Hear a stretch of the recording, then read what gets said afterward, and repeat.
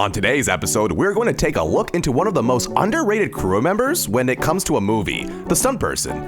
Whether it's throwing themselves out of burning building or actors who are just too old to be doing things themselves and need someone to fill in, stunt people are the secret that keeps Hollywood films coming. We're going to take a look at some of the best stunt people and what films they're famous for. Some actors that respect the craft so much that they do their own stunts. And what are some of our favorite stunt-filled flicks?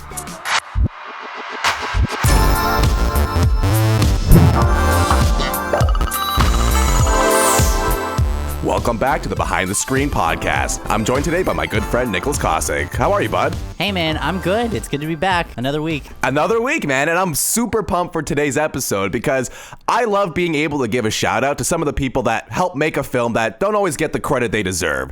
And when we think of stunt people, we usually think of people getting thrown out of glass windows and making huge jumps off the side of a building, but it isn't always that. Sometimes stunt people are used when an actor isn't feeling comfortable enough to do a certain action. Don't want to get in the water? Stunt person. Don't want to run? Stunt person. What technically counts as a stunt is pretty inconsequential, and they're used more often than you think. But we're not here to talk about Morgan Freeman's jogging stunt double. We're here to talk about the best of the best, and we're going to take a look at the toughest working stunt performers in Hollywood and see just how many films they've worked on. We'll take a look at some actors that perform their own stunts and see how far their agent is willing to let them go.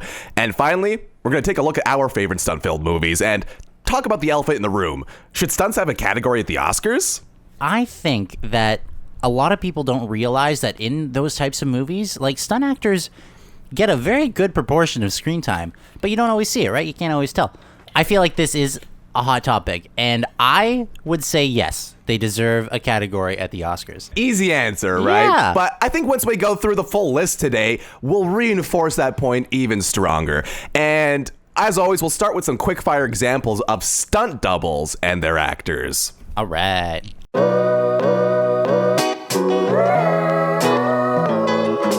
The rock stunt double, Tanoai Reed, has worked with him for over 16 years and on more than 20 different films.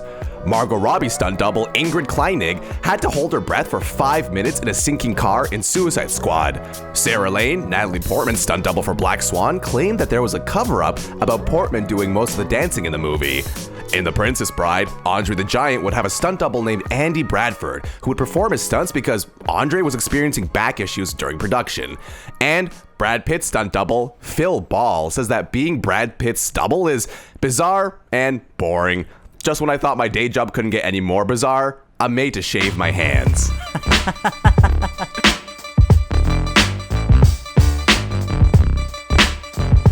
Let's be honest. We probably can't name any stunt actors. Sure, we might all know some actors that do their own stunts, but what about the men and women who do these death-defying stunts for our own personal amusement? We're going to take a look at a handful of the world's best stunt performers and some of the major stunts they're known for. Would these films have been good without these stunts? Let's take a look.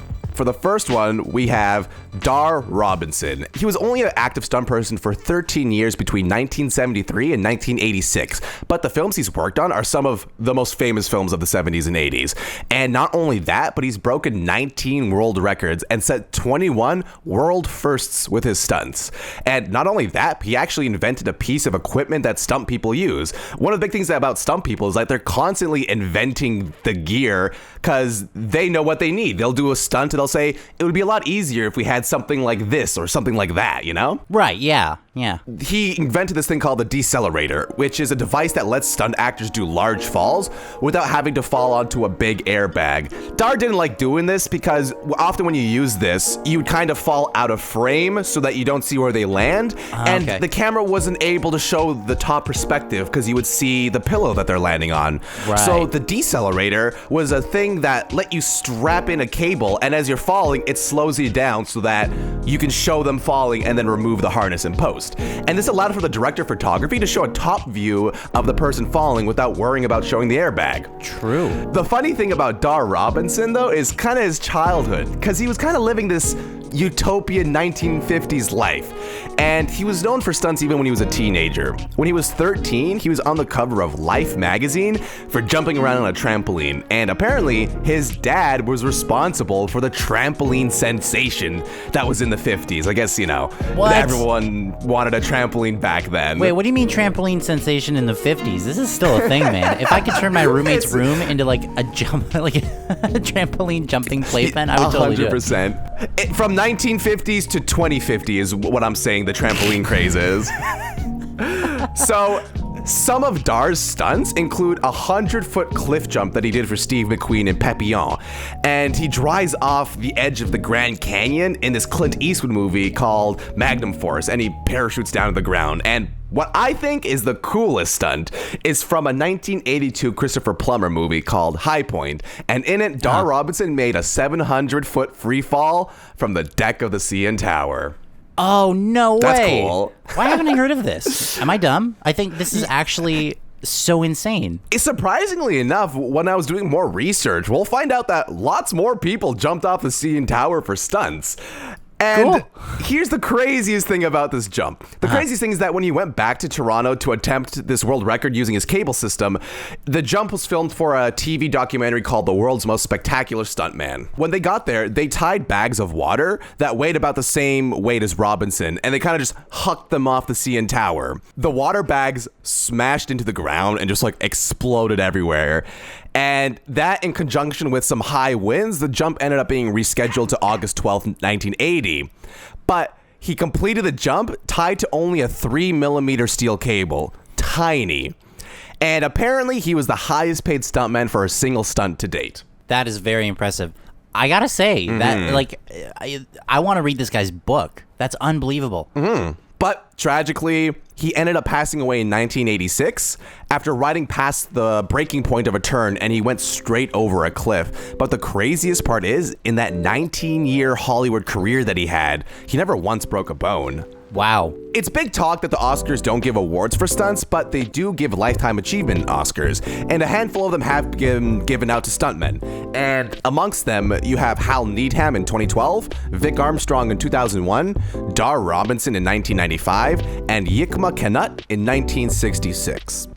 And Yakima Canutt's name might not ring any bells, but when you see that the person has 184 acting credits on IMDb and 279 stunt credits, you'll probably start seeing him pop up in way more movies that you watch now. Yakima was a rodeo guy, and around the 1920s, he decided to spend a winter in Hollywood between rodeo seasons. He meets some actors and he starts acting in films, mainly doing tricks with his horse on the screen. A big thing back in the day in these movies were, jumping up on your horse, doing cool, intricate, equestrian tricks. Yeah. And in the late 20s, despite being in over 48 silent pictures, he kind of starts to worry that he wouldn't be able to work as an actor because talkies were becoming a thing, and his voice was damaged while he was in the Navy. Oh. He realized that you could cram way more action than you originally thought and began making his own stunt inventions.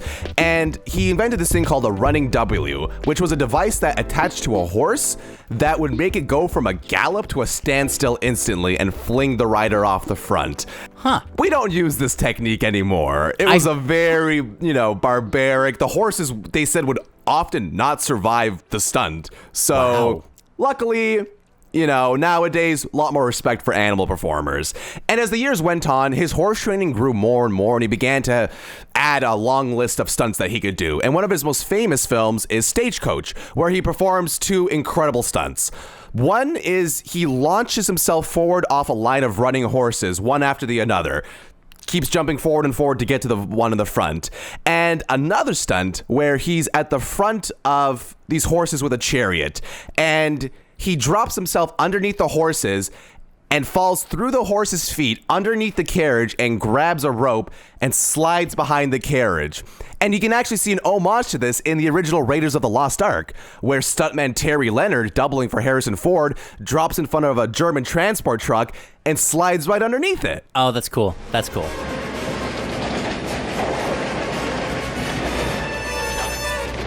Pretty cool. Yeah.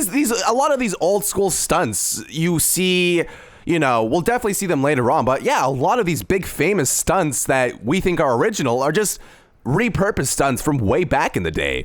And Yakima worked so much as a stuntman that he began being the stunt director on sets and was not only in charge of hiring stunt performers for the safety, but he also started directing the scenes. And I don't understand why more directors don't allow action scenes to be filmed by a different person. It boggles my mind that you could have a 3-hour film that's an hour of action scenes, and you wouldn't want to bring someone who's specialized onto that. I mean, the big reason why John Wick is a freaking awesome movie is that it's created by stunt people. They know what they're doing. Exactly. And I mean, you've seen it, like, you know how much fun it is, but that also brings up a good point, is when Birds of Prey was still, in the works, they actually decided to bring on the director of John Wick to film some stunt scenes. Yeah, so when you're watching the movie, and if you know it, like, you can really tell, like, yeah, this scene is definitely reminiscent of John Wick. Good for a second. Yeah, it's great. Oh, that too. For the like 30 seconds that you're watching it, yeah. So Yakima went on to direct action scenes for Stanley Kubrick's Spartacus, and he spent 5 months working on the race sequence for Ben-Hur, and just worked a ton more movies since then. Wow. So next we have Hal Needham, and Hal is the most recent stunt person to win an honorary Academy Award in 2012. His life story isn't the most exciting. He served in the Korean War as a paratrooper, he was an arborist and would trim trees, and he was a model for cigarettes before he was a stunt person. Cool. Despite not having much experience, he quickly rose the ranks by training under John Wayne's stunt double Chuck Robertson. And Hal ended up not only doing a ton of movies like How the West Was Won, but he became very close friends with Burt Reynolds. So close that in 1971, Hal tried his hand at writing and wrote a screenplay for Smokey and the Bandit. And Burt Reynolds offered him the chance to direct it. And the film's huge. Everyone loves Smokey and the Bandit. And they did a few more films together, including Cannonball Run. And the last movie that Hal had the chance to direct was this 1986 movie called Rad. Which is all about rad BMX bikers. And it often gets goofed on for being one of those schlocky B movies that's bad but good. Yeah. I gotta say, Gorian, that's pretty rad. It's pretty bad. Yeah. There was even a small amount of toys that Gabriel Toys put out called the Hal Needham Western Movie Stunt Set that came with a little saloon movie set, some props and lights, a camera, and even like a little tiny Hal that you could launch around your room. Oh, that's awesome. I would have loved that as a kid. I'm just guessing.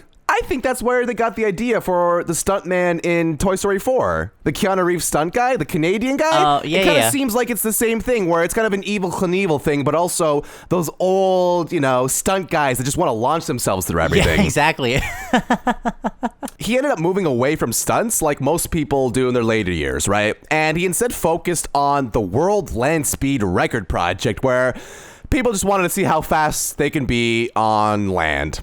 Pretty all right, I guess. Yeah, I mean, it's all right. He ended up passing away in 2013, but in 2012, he received the Governor's Award, and he was presented by Quentin Tarantino. Wow. And Quentin went on to direct Once Upon a Time in Hollywood, and the role of Cliff Booth in the film is meant to represent Hal Needham, with his budding relationship with Rick Dalton, a.k.a. the Burt Reynolds. You have the stunt actor and you have the actor. Once Upon a Time in Hollywood's probably top 3 movies for me, and just the budding bromance between the stunt actor and the real actors. It's just, you get to see a bit more of that bond because, again, much like with people like The Rock, they're working with these people for 20 years. You get to really know these people. You're asking them about their kids. You're going to dinner, maybe. It's a big relationship. Exactly. Speaking about John Wick, we have Chad Stahelski. Stahelski. That's it. Now we're moving out of the Wild West days of stunts and moving to the modern age. And Chad started his stunt career with kind of a misstep. On his 3rd credited stunt, he was a stunt double for Brandon Lee in reshoots only after the tragic accident that happened on The Crow. Ooh. Again, something that really shook up stunt performers for years to come. And he went on to do stunts for Escape from LA and Alien Resurrection. And the cool thing about stunt performers is, for the ones working in the 80s and 90s, they just all happen to work on the coolest blockbusters. Yeah. I mean, if you're a stunt performer, you're guaranteed to have credits from Star Wars or Indiana Jones or Alien or Predator. There's just so many cool movies that you see how many stunt people were in it and you're like, yeah, they worked on a lot of cool things. That's true. I also feel like the 80s were kind of like the peak for, I don't know, coolness, if that makes any sense. You know what I mean? I feel like it would have been cool to be a stuntman in the 80s. And not that it's not now, but just like 100%. especially so. It seemed a little bit more dangerous back then, which also did add a little bit to the experience of watching it, where it really was, sometimes you're watching these stunts and you go, oh God, I really hope he was okay after that. So Chad was famously the stunt double for Keanu Reeves in The Matrix. And after Keanu was offered the role of John Wick, he approached Chad. And Keanu said, when I got the script, I immediately thought of Chad and Dave for the action design, but I was secretly hoping they'd want to direct it. Again, we see that sometimes they want people to direct the action scenes, but sometimes they want to give them the whole film. Around the time John Wick 1 came out, Chad slowed down on his own personal stunt work and was working as a second unit director on films like After Earth and The Hunger Games. Oh, cool. And for some reason, he had this gap between 2013 and most recently he was doing stunts for Deadpool 2. I assume because he missed it so much. I mean, honestly, when you do shift careers like that, you kind of miss the old days of, you know, getting thrown through a plane of glass or something. Yeah. The good old days.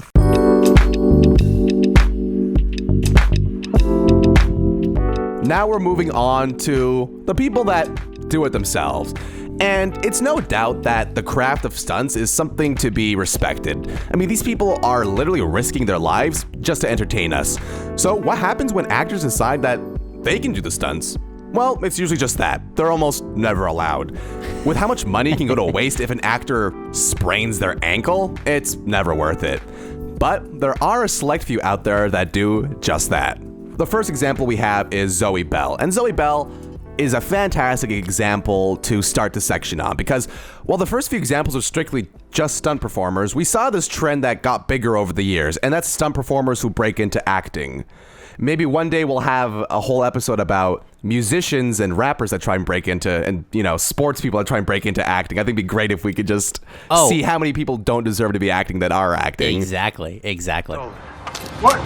Put your hands in the air and wave them like you just don't care. Say ho! Ladies and gentlemen, if you will, look right here.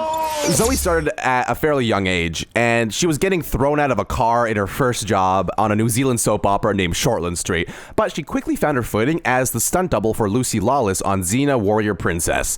She worked on Kill Bill as a double for Uma Thurman, but the stunt coordinator realized that they could have her double for fight scenes, and they ended up using Zoe a lot more in the film and taught her a lot more hand-to-hand combat. She appears in the 2004 documentary called Double Dare, where they contrast veteran stunt woman Jeannie Epper as she struggles to maintain a career despite years of stunts, and then Zoe Bell, someone trying to break into the stunt industry. Right. And you kind of have those two parallels where you see just how broken and just how, you know, damaged a person can be doing years and years and years of stunt work. So to have someone veteran helping someone kind of break into the industry, I think is a nice thing. Exactly. It's always really nice. And Quentin hired her for Death Proof, where she basically played herself. I mean, he hired her to do stunts, but also act in the movie. And the film is about stunt performers, and the car stunts in this film are freaking outrageous. I mean, the great thing about doing stunts is when the actors are doing the stunts themselves, the directors really want to have the actors show their faces while they're doing the stunts. A big thing is that if you're a stunt performer, you're always like hiding your face, you're putting a wig on, you're looking away. So when these actors are allowed to do these stunts and perfect it, you definitely want to be able to say, well, wait a minute, that's actually them hanging off the hood of the car, you know? Yeah. Currently, she's doing a bit of both. She's still doing a bit of stunt work, she's still doing a bit of acting, and sometimes she chooses to only stunt, or do both. She was Cate Blanchett's stunt double for Thor Ragnarok. She was a stunt coordinator as well as an actor in Once Upon a Time in Hollywood, and she was a voice in Fallout New Vegas. Oh, no way. That's actually pretty cool. I can't believe this. You again? I was going to say, the whole, what was the first one you mentioned? She was Cate Blanchett's stunt double for Thor Ragnarok. Yes. I was going to say, I could totally see it. I just looked at a picture of her, and I'm just thinking about Cate Blanchett, and I'm like, yeah, okay, this works. It's always nice, too, when they kind of look a bit similar. I don't know if you remember it, but every year during Christmas when I'm watching Home Alone, I just wait for that scene where Macaulay Culkin ziplines across his treehouse, and they just pick the least looking Macaulay Culkin person I've ever seen in my life to zip across for him. Yeah, first kid on the street they found, yeah. Hey, you're not not Milhouse. No, I'm just Milhouse when it hurt. Oh. So, moving on to Daniel Craig. It's no surprise that Daniel Craig likes driving the fancy cars and doing the actual stunts for his movies. And he mainly does his own stunts on the Bond films because he gets to work with a stunt crew that he's comfortable with, but even Daniel Craig has messed up a few stunts in his career. And on top of that, apparently, the dude's not a fan of heights. It's always interesting to hear stunt people that have, or not even stunt people, but people doing stunts that have these kind of fears. I mean, I would assume you'd have to be fearless to do stunts. Yeah, it's such a demanding job, and it's like you're literally facing death sometimes, or potential death. While working on Casino Royale in 2006, he was doing a fight scene with some minor actors, and after the fight, Daniel Craig put his fingers up to his mouth and blood just started gushing through the fingers. And what happened was that his two front teeth got knocked out during the fight scene, and they had to get a dentist to fly into London to treat Daniel Craig. And this eventually led to him wearing mouth guards when he's doing fight scenes now. Wow. Could you imagine? That's so unfortunate. It's like, okay, do we have any shots that are just Daniel Craig's hands today? You know, is he looking at his watch? Can we do anything with that? Maybe he raises an eyebrow? Does he have to shave his hands?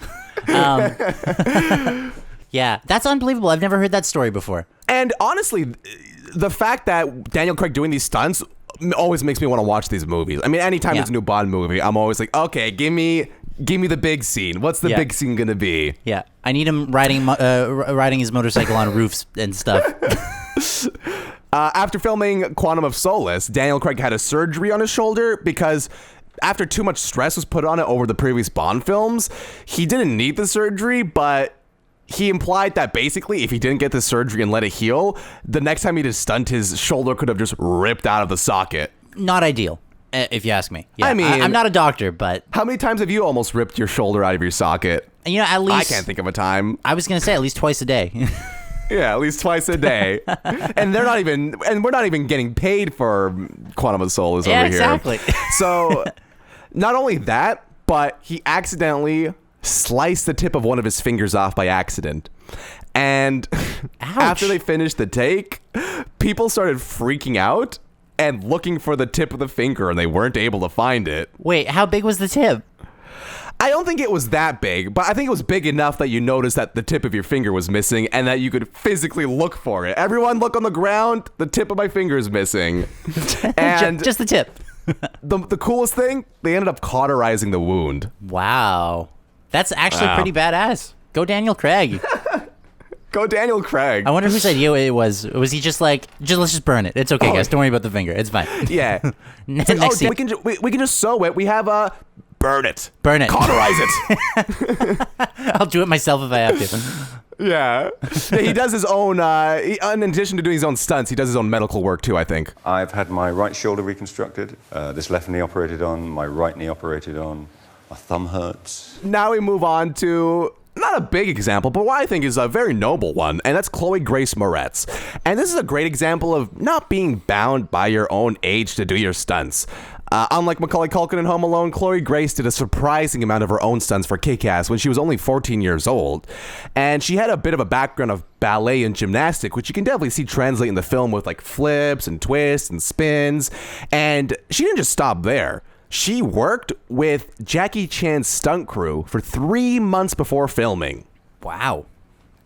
Yeah. Funny enough, Roger Ebert gave the film 1 star. I definitely think it's a 3 out of 4. But he did say what you will about her character, but Chloe Grace Moretz has presence and appeal. There you go. The highest compliment. The highest compliment from the lowest review.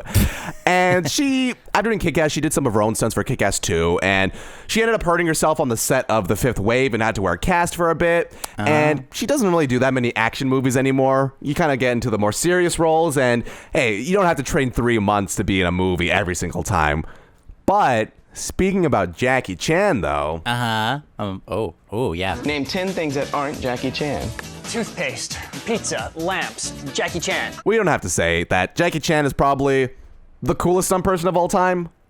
Yeah. If not, then he's definitely the most well-known, but I would definitely argue that he is the coolest. It's like, not only does he have this incredible, charming charisma to him, but he does these insane feats that have gotten him incredibly injured.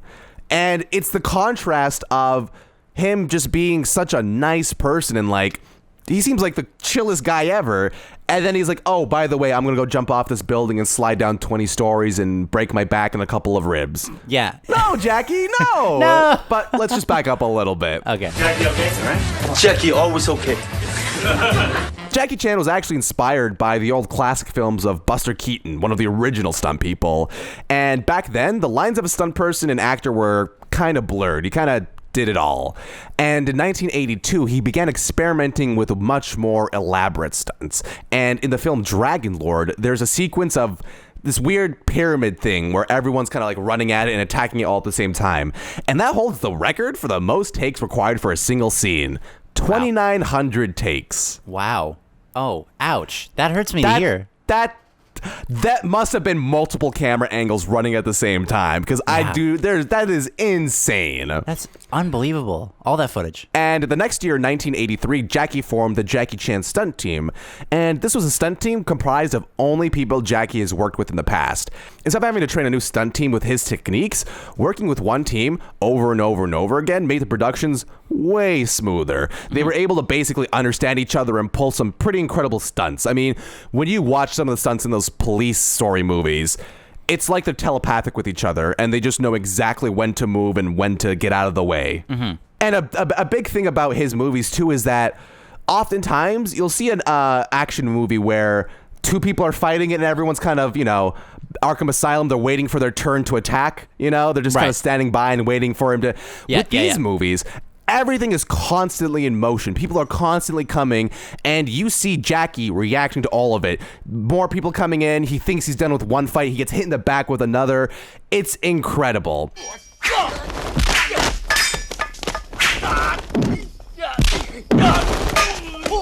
To me, his most famous stunt is from the very first Police Story, 1985, and the film is freaking awesome. It's chock full of some of the most incredible fight scenes. And the later films just get crazier with what they can pull off. But it's this ending that takes the cake. Jackie's in this mall, and he ends up sliding down a pole that is just covered in lights wrapped all the way around it. And as he's sliding down several stories on this pole, the glass bulbs are bursting in his hand, and the lights heated up the pole so much that Jackie suffered second-degree burns as well as dislocating his pelvis. Ow. Yeah. Stunt people have... Mondays, yeah. I was going to say, stunt people have it hard, man. And listen, just one more thing about Jackie Chan. It's not difficult to agree on the fact that he's incredible all around. But the other thing that I love about him is that he is very clearly a man who just loves what he does. You know what I mean? See, so here's the thing. That's exactly my point. The great thing about Jackie is that his injuries, he's not ashamed of them. In cinema, you'll often do like a bunch of takes for a complicated maneuver that in the end, most people don't really notice that, that shot took 20 hours of prep to do. Yeah. And with Jackie's films, he often ends them on bloopers and outtakes of him trying again and again to achieve some sort of a gag. Yeah. And more often than not, he'll show footage of his injuries during the credits. Yeah. And it's great because you'll see him do something that happens for half a second in the movie, and he'll try it over and over and over and over, hurting himself. It's incredible to see him finally pull it off and kind of have the whole stunt team react to it. It's just so exciting and so welcoming to be a part of his stunt team, basically, watching these bloopers. Yeah, I'd love to be on one of those sets. The closest he's ever come to death is from his film Armor of God, where he fell from a tree and he fractured his skull. And he's broken tons and tons of bones. And the movie will sometimes even try and profit off of his injuries by saying, he got injured for this stunt in this movie, or he got injured for this stunt in this movie, and kind of how that sell the movie. Yeah. And he holds the world record for most stunts by a living actor. What makes this so funny is that Jackie does his own stunts, and it's incredibly difficult for him to get insured, especially in the United States, because who's gonna want to insure Jackie Chan? That's the biggest liability ever. That's true. Like, you know how some hand models will have their hands insured and they'll wear like oven mitts, you know? Jackie's the opposite. You insure his wrist one day, it's broken while he's signing the agreement, you know? He's always breaking something. Here's the strangest part of Jackie Chan to me. The strangest thing that I found out about Jackie Chan, though, is that apparently he's not a fan of the Rush Hour movies. Why am I not surprised? Apparently, he doesn't think the action scenes in the movie are good, and he doesn't understand American humor. Damn! He ain't gonna be in Rush Hour 3. All right, so moving on, we got Tom Cruise. Classic. The Big Bubba. Tom is the guy who basically started getting these actors to do their own stunts for these movies. Right. And despite him being in his 50s, he shows no signs of slowing down. And a lot of the time, a big part of the marketing for his movies is just advertising what's Tom Cruise gonna do next, you know? Yeah. While Tom has been in a ton of action movies, there's a particular franchise that obviously stands out to us, the Mission Impossible franchise. In Mission Impossible 4, he scaled the world's tallest building, the 123-story Burj Khalifa. They had him on a harness and a cable, and the thickness of the cable he was on was the same as a piano wire. Oh. I don't know if you know how thin a piano wire is, but it's pretty thin. I don't know. It's pretty thin, Grant. I can't even look at pictures of him doing this without getting vertigo and sweaty palms. Like, it's honestly hard for me to watch this stuff because I don't want anything bad to happen to Tom Cruise for doing this. Yeah. But he's super safe about it, you know? Yeah. I feel like the mother yelling at Tom Cruise to bring a sweater in case he gets cold because I don't want anything to happen to him, but I don't want to stop him from doing it. It's windy up there, Tommy. Bring a sweater. But like, you're right. It's also a good way to advertise for movies because I can't remember exactly which Mission Impossible it was. It's all kind of the same thing to me. But there was one where he was like attached to an airplane, like a big green airplane, and he was just hanging out the door while it was taking off. And they were sharing like photos behind the scenes before the movie came out, and it really garnered interest in the film. I got stoked to see it. Like, who does that? That was in Mission Impossible Rogue Nation, and that's it. The great thing about this particular stunt is that when you're looking at these older stunts from the 70s and 80s, we kind of saw the action, but from usually a distance. I mean, stunts have changed to the point where before you couldn't really mount cameras in interesting places. You kind of had to sit there and watch the action, versus we've gotten to the point now where instead of perhaps seeing Tom holding onto the plane and the plane takes off while the camera's on the ground, let's put the camera on the plane and film his face as he takes off. Yeah. And it's not just the fact that he's doing these intricate stunts, is that they're filmed in such a unique and interesting way that it really shows how crazy the stunt is. I mean, what are the logistics of shooting a scene at 123 stories above the ground, you know? Are they using helicopters? Is the DP on a rope somewhere? Yeah. Like, the logistics just sound insane to me. Yeah. And the fact that they're not just trying to do the stunts properly, but also get the best cinematic visuals they can with them, where the stunt team does their job, the crew does their job, and we just get this incredible action set piece that no one's ever going to forget. Yeah, and while it's happening in front of you and you're watching the movie, you never think about it. At least, you know, not often, but there's so much happening behind the camera. And the last stunt I'll talk about is in Rogue Nation, where Tom had to hold his breath for 6 minutes.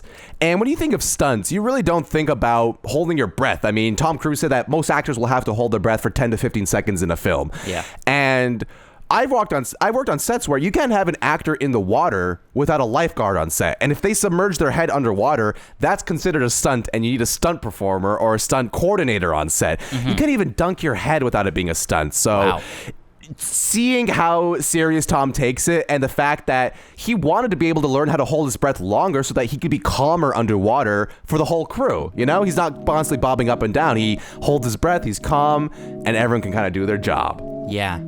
How impressive is that? Wow.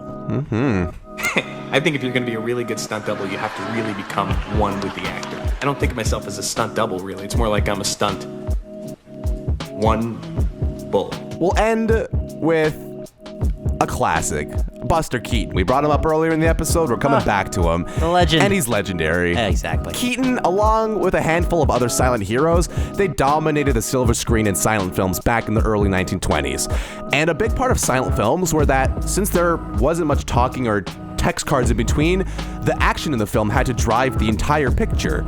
And often you would get these incredibly complex moving part scenes that transcend from one starting place to another. I mean, often you'll get to the end of a scene and be like, didn't they start this scene like 2 blocks away in front of the bank and now we're on like a horse ranch somewhere? It's incredible how much action and movement they were able to pack into these very small and short films at the beginning. And there's no shortage of injuries for Buster. He would constantly be breaking something without even knowing it. In Sherlock Jr., he gets hit with like a torrential downpour of water from a water tank and he broke his neck. But he didn't even know about it until a few years later because he just kept working. Wait, he broke his neck and he had no idea. I don't think the break was like at a 90-degree angle, you know, but could you imagine? I think it was like a mild break. I don't think his head was on like backwards or something crazy. Well, no, but even a fracture and just not noticing that until years later. Wow. I can see my ass. He ended up becoming a director in his later years, as well as acting in talkies, but he slowed down on the stunts, and MGM would hire him to direct films, and much like Jackie Chan, they didn't want him to do his own stunts because it was a risk to the investment, which was probably a good idea for them. You don't want your director injuring themselves as the actor, as the director, as the stunt guy. That would slow everything down. True that. And we'll end this section with his most notable stunt. It's been paid homage in countless films, and it comes from Steamboat Bill Jr. And Buster had to basically stand completely still while the facade of a 2-story building falls right on top of him. And standing still, he manages to barely go through a narrow opening on a window. And apparently, if he was inches in any other direction, he would have been a pancake. Yeah, and to think that was real. They actually had to do that practically. And again, you can see it in Jackass, one of the Jackass films. Johnny Knoxville paid homage to it too. And when you hear the thud of the thing falling, it is terrifying. You don't notice it in like these silent movies, but just the sound of it coming down and boom, and everyone's kind of silent, being like, oh my God, he's still alive. Yeah, it's all fun and games until someone turns into a pancake.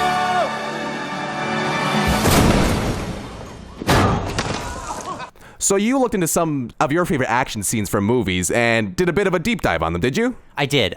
And I think you're going to be pleasantly surprised here.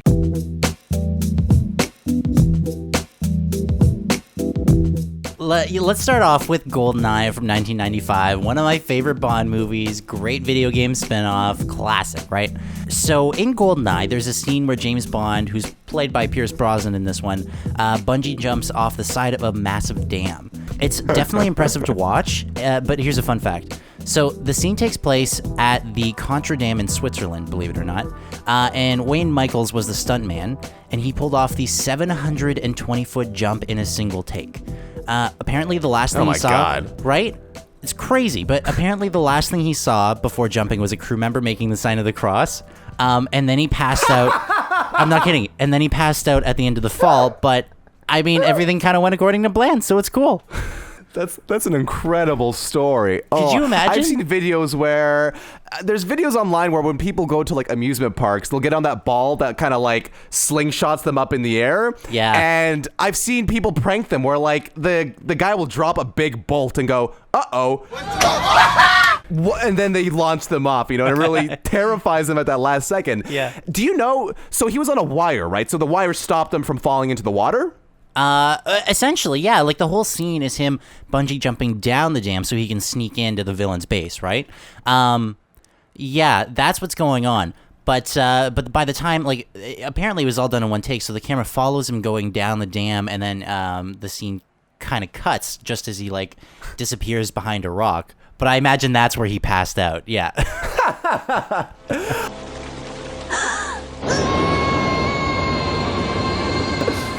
But speaking of slingshots, though, you had another example. Speaking of slingshots, again, another bungee jump-related example here, but this one is from Jackass 3D.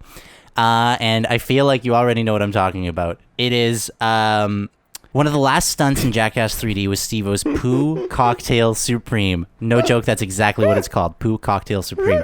You ready, Steve-O? No. It's the one where he straps himself to a porta potty. which is attached, again, via bungee cords to a couple of very tall cranes.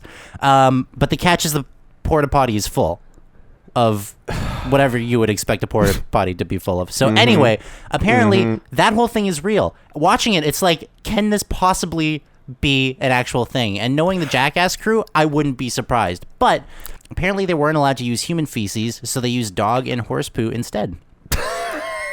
Yeah, just so you know. And as Wee Man recalls, quote unquote, production members were 100 feet away and throwing up. It was a huge mess. Those are my favorite movies. Oh God, we have to say it. Steve-O is a stuntman, 100%. The guy went to clown school. Like, all those Jackass members are 100% stunt people by doing all that stuff over the years, and they deserve 100% respect. You know what? I'm saying this right now. Get Jackass an Oscar. The Academy of Motion Picture Sciences. I beg of you, get Steve-O an Oscar. Jackass 4 going up against John Wick 4 at the Oscars for Best Stunt Team. Down. Sign me up. Yeah, I appreciate it. Hey, is this okay? Then we're good.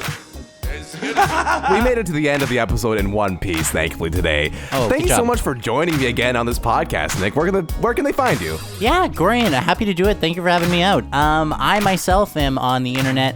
You can find me on Instagram and all that fun stuff at Nick the Sound Grip. But I'm also part of another podcast called Did Somebody Say Movies, and you can find us everywhere else. Yeah.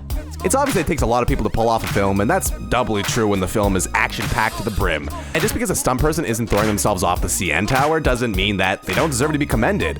These stunt performers are incredibly talented and hardworking individuals, and the fact that some actors respect the stunt craft so much that they're willing to work hard to prove that they are capable of being more than just an actor, maybe we really should reconsider that Oscar stunt category.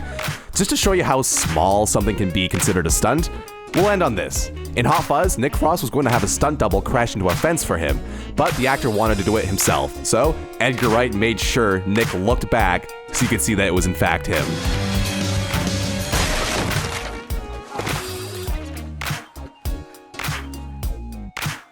Thank you so much for checking out the podcast. Make sure you subscribe and leave a like, and let us know what's your favorite stunt from a movie. Mine might be the Jackie Chan fight scene in a toy store. When have you ever seen someone get knocked out with Legos?